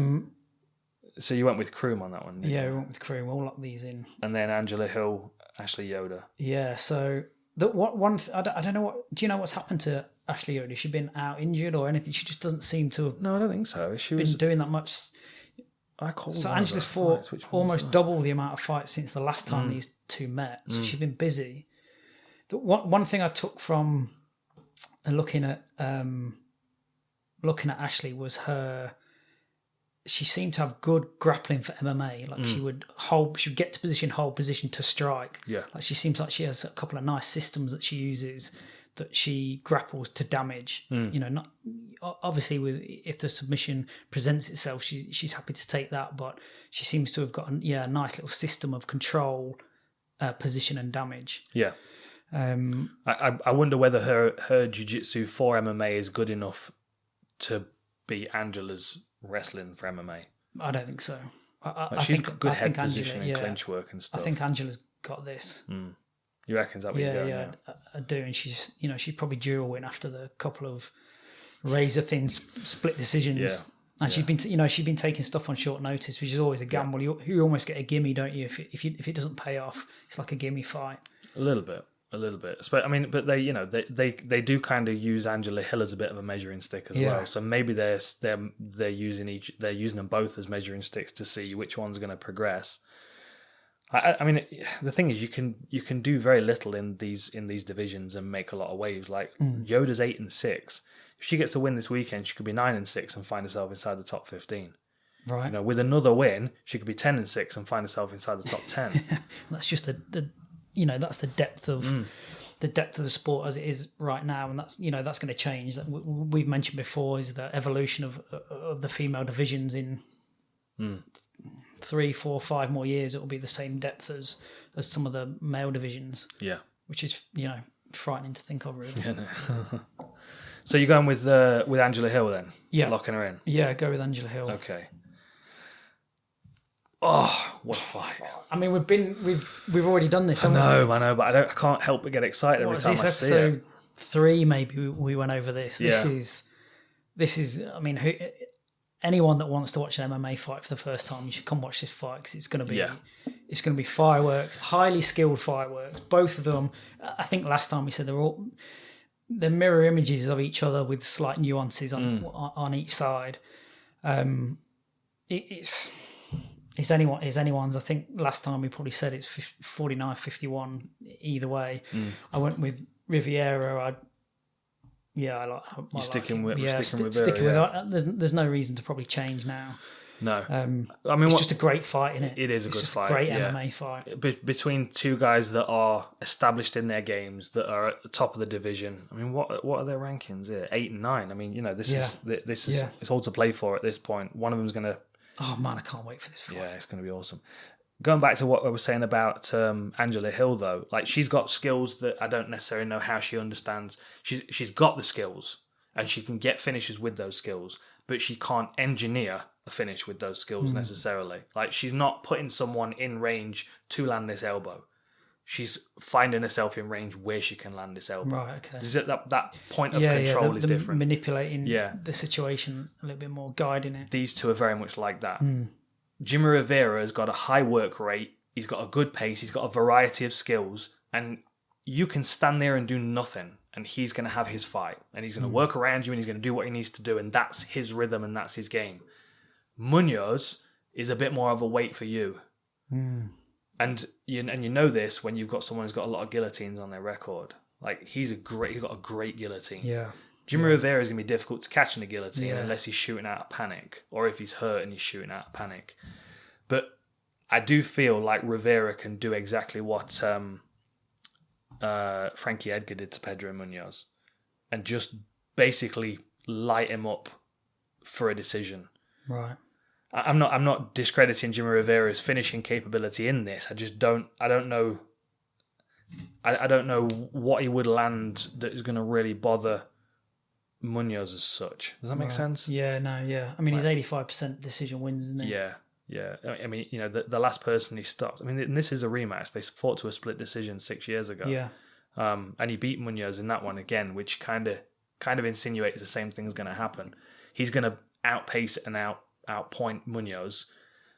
But unless he gets caught. Exactly. Yeah. And if he gets caught, it'll be a short hook from Munhoz or it'll be a guillotine. But the last person he stopped was Brimage back in 2015. Brimage was the guy that made... I still think it's just ever so slightly stacked in Vieira's favour. You do, yeah. I think so, yeah. Yeah.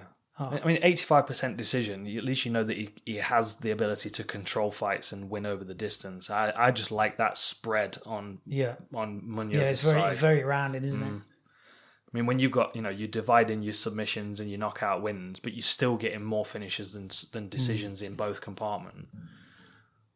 That's nice for me. It's a hell of a fight. This is great fight for this card. Definitely overlooked as well. You're sticking with Rivera, are you? Yeah. I don't think so. 8 and 9 are switching place, are they? Yeah. All right. Okay. Where do you want to start with this one? De La Rosa, great submissions. Doesn't ever look particularly comfortable to me on her feet. Mara Bueno Silva, great submissions. Loves a scrap. Yeah. She's big, she's got a presence, she's got an aggression to her. And she can quite happily hit the deck and tangle with anybody. I wonder whether that's the point of difference. Is just the discomfort in the striking range. I think Bueno Silva can make De La Rosa uncomfortable to the point where she's not even very good with her attributes and her skills. I like that Silva is going to go in there and she's going to have a proper scrap, and she's unconcerned about the consequences to some degree. She's going to go. She's got a good skill set and she's going to have a scrap. Yeah, and I wonder. It'll be a good test of De La Rosa whether she can deal with that pressure and that intent to sort of finish and intent to scrap it out. Bueno Silva saying, she's just got that one decision lost to Marina Moraz. But then, an armbar win over Gillian Robertson's impressive, given the fact that she's got a good ground game. And I would probably say that Gillian Robertson's ground game is maybe a little bit better than De La Rosa's in that respect. But I also think, you could see the presence that Bueno Silva had in that fight over Gillian Robertson and how uncomfortable it made her. Because Robertson's really good if she can get it to the mat. Yeah. But if she's forced to strike, she's okay with striking if she feels like she's still got the option to take it to the floor. Yeah. But once you close that door and now she knows she has to strike, there's like an added layer of panic that comes with it. Anxiety about the fact that, like with Moises against Michael Johnson. Yeah. There's like, you can just kind of see that someone's not comfortable. It's not like, come on, let's, Yeah, you just don't get that vibe from them. Yeah. But you get that from Bueno Silva every day of the week. And she's coming up fast, Silva, isn't she? 7-1. Yeah. Like you said about the last fight, 7-1, take that to 8-1. Suddenly you're right up there. Yeah, and she's just beaten an opponent who was 11-8. So she's kind of kicking around in the same pool. And I think that's so she's got a decision loss to De La Rosa. Hang on, let me get this right. So Mara Ramiro Barella, which is a name I always get wrong, Mara Ramiro Barella has a decision loss to De La Rosa. And has just been subbed in the first round by De La Rosa's fought some. She's fought some tough people. Yeah. Which way you going? Almost certainly Silva, but because you're a bit scared of her. yeah, probably because I am. It's fair to admit it. Right, co-main event. I mean, aside from the Rivera fight, this is gold for this card. Yeah, it is. I it's like not even Krylov mentioned a lot. on all the advertising. No. On the both of these guys flying under the radar. Yeah, like, I don't know why. No, I don't either. I mean, like Krylov, I get because you've seen fights where he's picked up losses, but his first stint in the UFC was at heavyweight. Yeah, and he was doing all right. He's a good technician. He's got a good. He was good going all right game. against Jan. Yeah, he was going all right against Jan, but then it just seemed to click for Jan, and he was like, "Oh, is that side control pressure? Yeah, you're outmatched by gigantic wagon back. Is gonna just wagon back. Is just gonna crush you." Oh, I like that. And but up until that point, that Krylov was doing. I thought Krylov was doing good. And then, he's got a split decision loss to Glover Teixeira, who was pretty much subbing everybody he's fighting at the moment. And then, that last fight over Johnny Walker, and that was the first fight that was with no crowd as well. Right. Which I think it probably affected Johnny Walker a little bit adversely, given the fact that he likes that performance element to it. But he just got drowned. He got drowned by Krylov, and that. So you fight Ankalaev and you're like, well, he's not going to take Ankalaev down. I just don't see it happening. But then, does he want to strike with Ankalaev because he's such an awkward customer? Yeah, he's got that calm confidence. He just stands at range. I liked what Kutalaba did in their first fight, where he tried to bait him into charging forward. But that was almost like Ankalaev he'd assessed Ankalaev and he was like, all right, I can't just fake. I'm not going to tempt him with any traditional things. I'm going to have to do something out of the box. Yeah, and unfortunately, quite heavily. He sold it so well. Yeah, he sold it so well. Heavily backfired, but. I mean, Ankalaev is just a machine, isn't he? He's just, he's 14-1. You look at that one loss on his record as well. He won 14 minutes and 58 seconds of that fight. When he got a good telling off in his corner as well by his coach. Oh, did he? Oh, yeah. Because obviously, he's literally as soon as his hand had been removed from Paul Craig's chest when he was tapping out, the horn went. And he's must just have been like, hang on. Oh no. And then he gets back to his corner and you just kind of you see the camera go over to him and he's got this kind of uncomfortable look. And then the next thing his coach comes in and his coach is like, felt Mate, bad the for way him. he manhandled Lungiambula. Dolce Lungiambula. The way he manhandled him, and he is a big dude. And he just manhandled him. And the thing I really liked about it is he almost made him freeze the amount of fakes and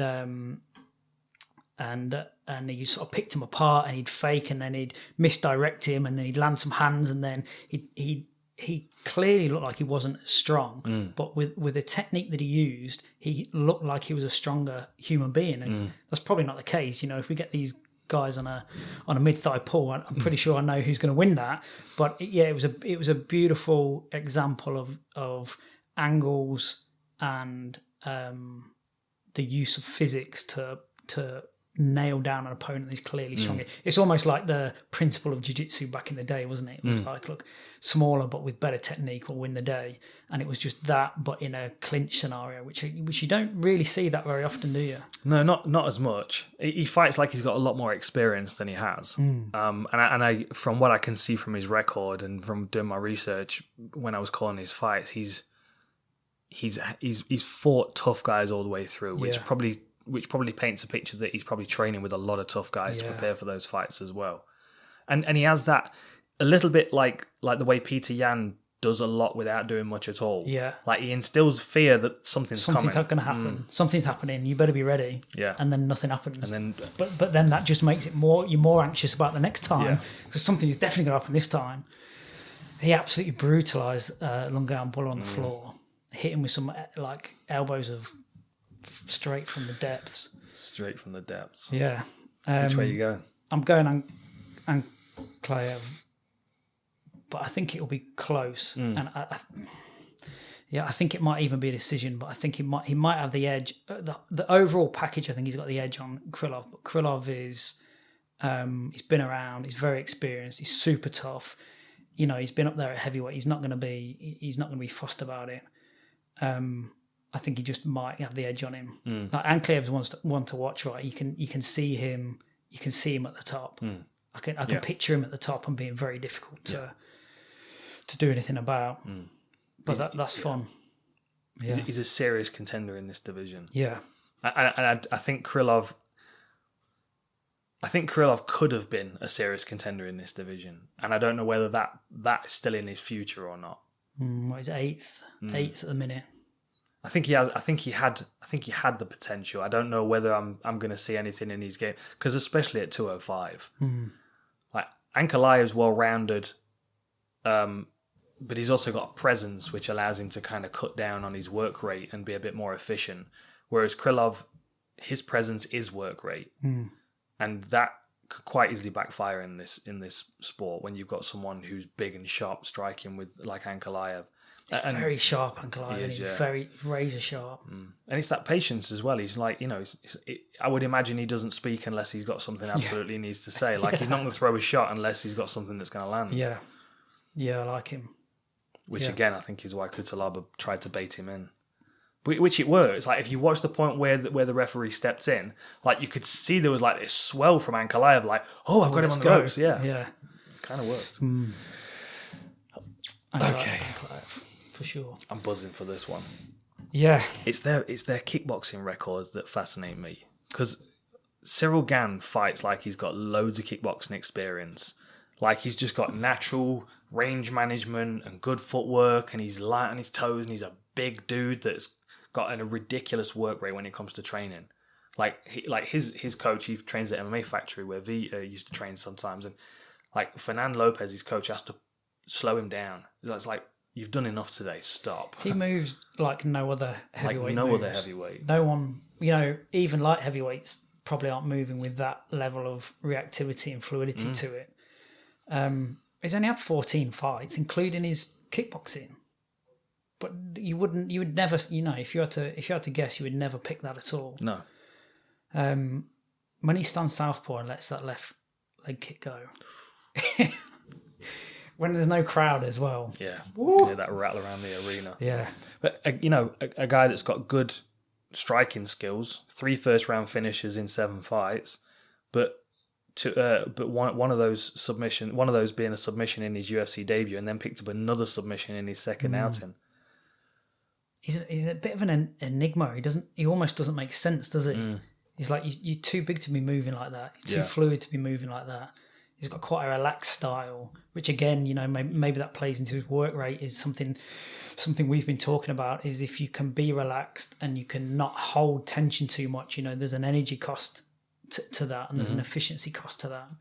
That might be part of it. He moves in a very springy type way, which suggests he's leaning on his tendons rather than his muscles to make movement happen. So there's a lot of elastic strength being used.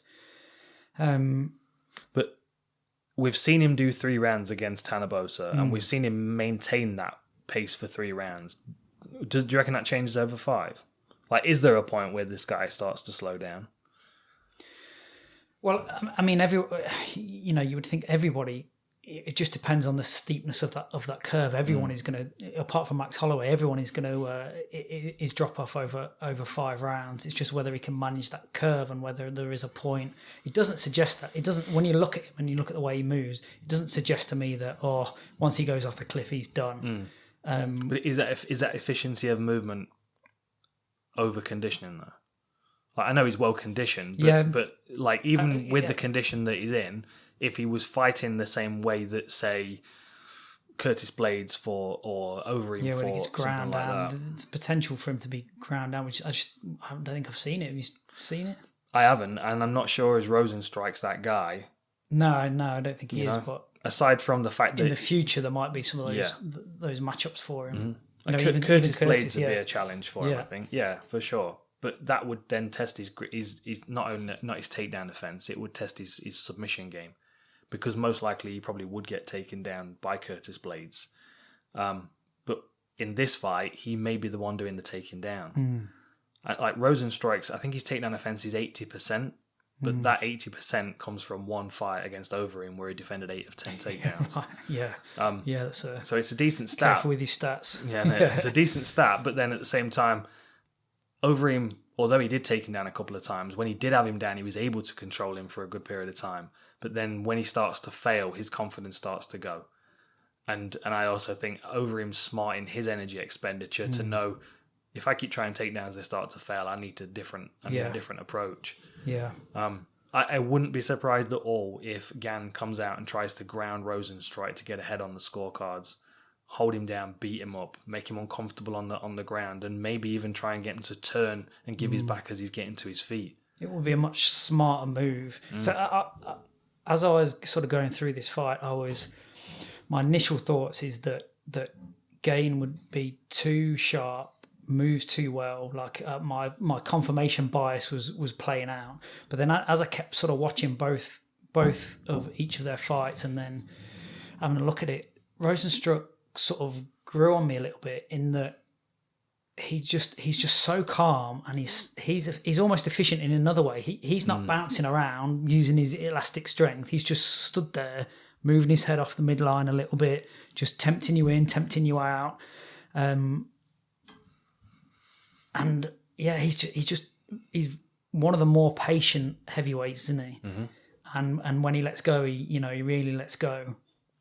And something we touched on is tempo camouflage. You sort of lull you into this tempo that I don't actually move that fast. I'm not a fast mover, and then bang, he goes. Because I've seen it a couple of times when he's gone after people, he closes that distance really quickly, And I think whether he's doing this consciously or not, whether it's been sort of trained into him, he's lulling people into thinking that the fight is at this tempo, but when he wants it to be, he drops it up to that tempo, on a sixpence. I think that is down to experience, though, in a lot of ways, given the fact that he is a heavyweight and he's always been a heavyweight. Yeah. And the fact that, he had 97 fights when you add his kickboxing and MMA record together, and he's been knocked out 3 times total. Yeah. And one of those was in Gane. Yeah.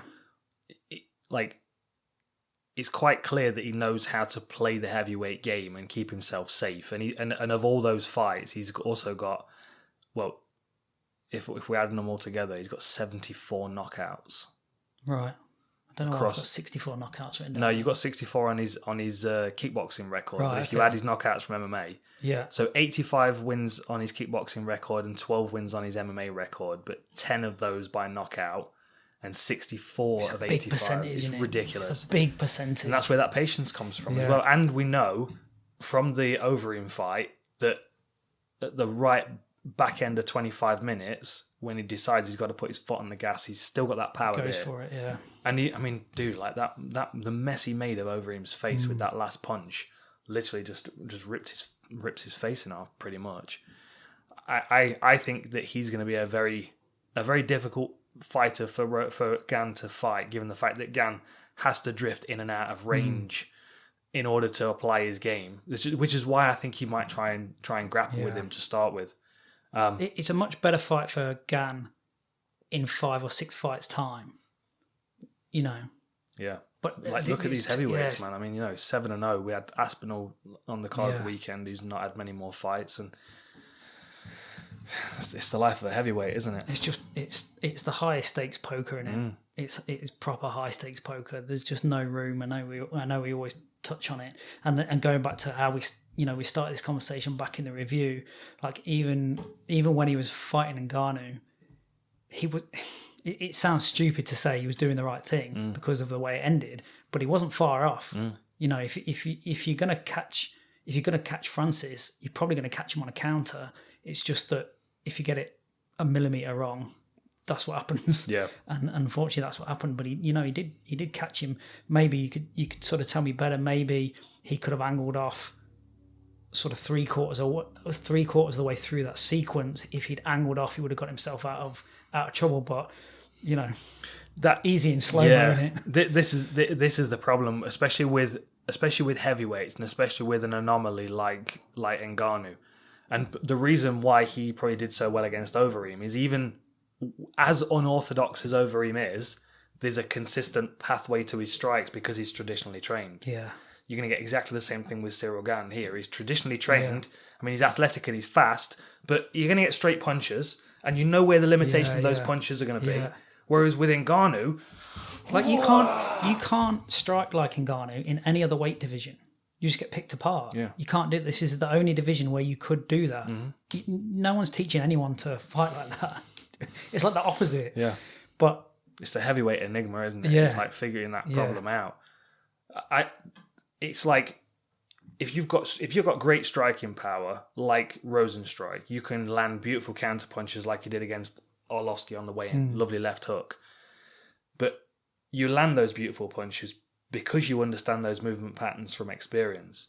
But then when you have someone in front of you that they're not doing that. He's not going by the recipe. Like you can make all the assumptions you want about Ngannou, but most of the time you're probably going to be wrong. Yeah, because he's not like he's probably not trained throw a straight punch. You're trained to recognise within a pattern, and then if it's so far outside of that pattern you don't recognise it, then it's just game on, isn't it? When we've been talking recently with the Lessons of War stuff, and I've been talking about like defense in close range, and like when you're slipping and rolling, like as I'm throwing a jab, like the safest place for you to be is here, because not only have you nullified my jab and you're safe, I'm also very uncomfortable how close you are to me, and I don't have any other options without moving my feet. And it's that dead zone where you just can't quite see. It's the most uncomfortable position in life. Is when someone's trying to punch you and you can't quite see them out of the corner of your eye. The difference in this one, though, is Rozenstruik knows that safe pocket, and he knows this safe pocket, and he knows this safe pocket.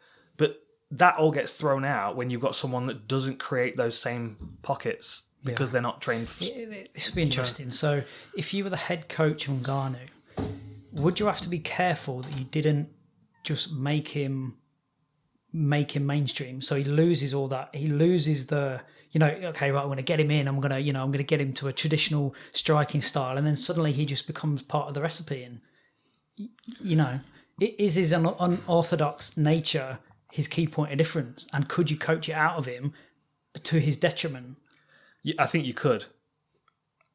It would take a lot to say that as a coach, wouldn't it? It would take a lot to say that. You know what? I'm not going to teach her. But then I used to train a female fighter in LA, and if she'd come into the gym and it was her first day training, I would have corrected her right hand. Yeah. But I started working with her after she'd already started fighting, and I'd already seen her knocking people out with that right hand.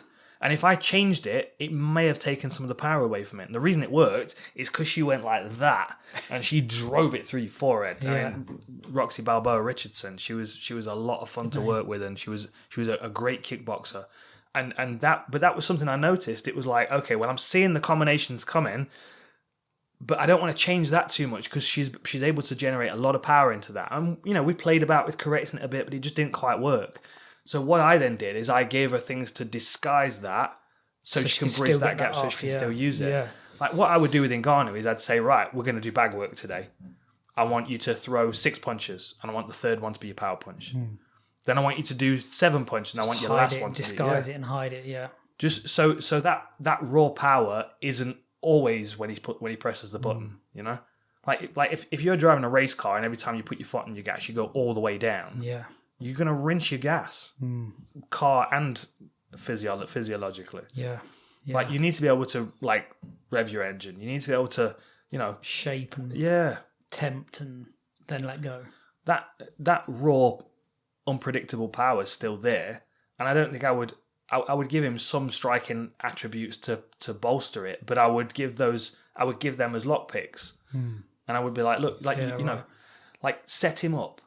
Decide which punch you want to use. If it's this wild overhand right, then we'll do this and we'll move him into this position. And you uncork that motherfucker. Yeah. And especially when it comes to heavyweight, because the fraction of error is so minor, is so narrow, and because a lot of these guys are either very, very good, like traditionally trained, like Volkov and people like that, or they're very unpredictable. Like, you kind of want to be one or the other. You don't want to be in between, because then you're not the best of both worlds. It just doesn't work like that. We talked about this in team sports, and you're trying to fit square pegs in round holes. You've got these guys with super X factor that just don't see the game like 90% of everyone else, and then you put all these constraints around them and make them play like everyone else, and then they just become one of the main bulk of players, and they've just lost their X factor. Yeah. It's almost like the archetypes of fighters at heavyweight change again. Like the archetypes go all the way up through the weight classes, even up to 205. But then when you get up to heavyweight, you get so many anomalies, physiological anomalies, like Struve and Volkov, who are freakishly tall, or Ngannou or Lewis. The rules are different because the limb lengths and the composition of their bodies are just different. But then you look at Stipe and Verdum and Arlovsky to an extent, and Overeem, and they're guys that they've got good attributes everywhere, and they know how to play the game. So it's either like you've got good physical attributes that you use well, or you've got the knowledge and experience, and they're the guys that tend to do better later on in their career. Mark Hunt, another one, Whereas the younger guys, they seem to have all kinds of physical attributes, and we're sitting like 7-0. He doesn't know his game yet. No. Like I when I, what was that, 20-5 when I signed with the UFC, something like that. I didn't know my game then. I can watch my last fight now and tell you all the holes in my game I didn't know. Like imagine if Cyril, that soon. Oh, yeah, exactly. Like if Cyril Gane's able to maintain, like he's at number 7 right now with 7 fights on his record. Yeah. If he's able to maintain, he's not very old. He's early 30. Okay, 30. But again, as heavyweights, they're what's Rozenstruik? Your peak, I feel like, for the bigger guys is later than it is for the smaller guys. But that's got to be an awareness thing. That's got to be a wisdom and awareness thing. Yeah. So like, if these two guys, say if in 5 years' time we're still talking about these two guys, and they've got another 12, 15 fights on their record, that's a lot of experience, and it's a lot of layered on top of all of that, those physical attributes. Which is why Arlovsky and Overeem are still right up near the top, because they've been doing it for a long time. Wily old dogs, and they're not, they don't get. Yeah. So you made a pick then? Yeah, I think Rozenstruik. Yeah. Yeah, I think so. Like, I think Gane will figure in this division heavily in the next few years, and maybe this is the watershed moment where he wins this. But I think, other than the way you suggested of him sort of putting him on his back, tiring Rozenstruik out, and then going from there, I think Rozenstruik should have the experience and the firepower and everything else to get the win. But should be fireworks, shouldn't it? It should. I'd like if Cyril's coming in this one and he's going to pick up a win. I think he's going to have to be on his toes for the get go and force Rozenstruik to keep following him. Yeah. Like jab him and then just step out of the way, so you force him to keep stepping forward. And because I feel like Overeem didn't make him work as much as he could. Overeem let him stand around quite a bit, when in actuality he could have drawn him a little bit and pushed him around, or like pulled him around the octagon a bit more. And I think Gane could do that and keep making him plant on his lead foot. He could batter that lead leg, because Gane's got good low kicks. Yeah, hasn't he? I think that's, and then you've got Rozenstruik, who's standing there basically like a disabled tank with massive firepower, but doesn't have the mobility to chase him down or the mobility to stay on his feet if Gane tries to clinch. Yeah. I think he does have the mobility to chase him down.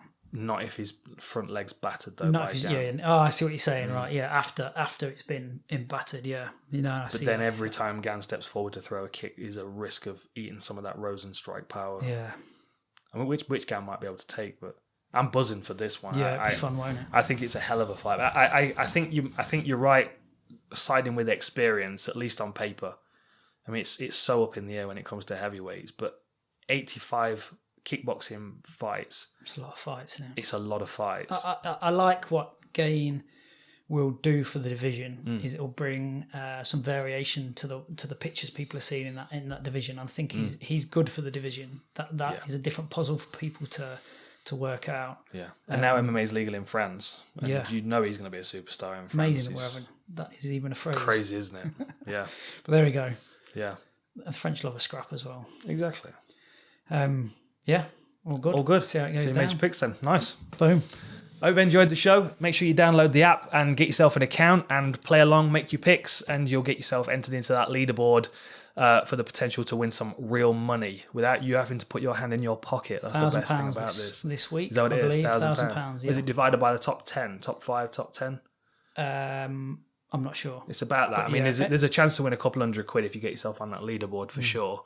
So do it. I mean, get yourself the app, and download it, and join us, and enjoy the fights. We'll see you next time. See you next week. Cool. Remember, you can play along with all of the other UFC fans on the new UFC Picks app, available for download on Apple iOS, Google Play, or visit www.playufcpicks.com. It's free to play, and there's a chance to win £5,000 cash.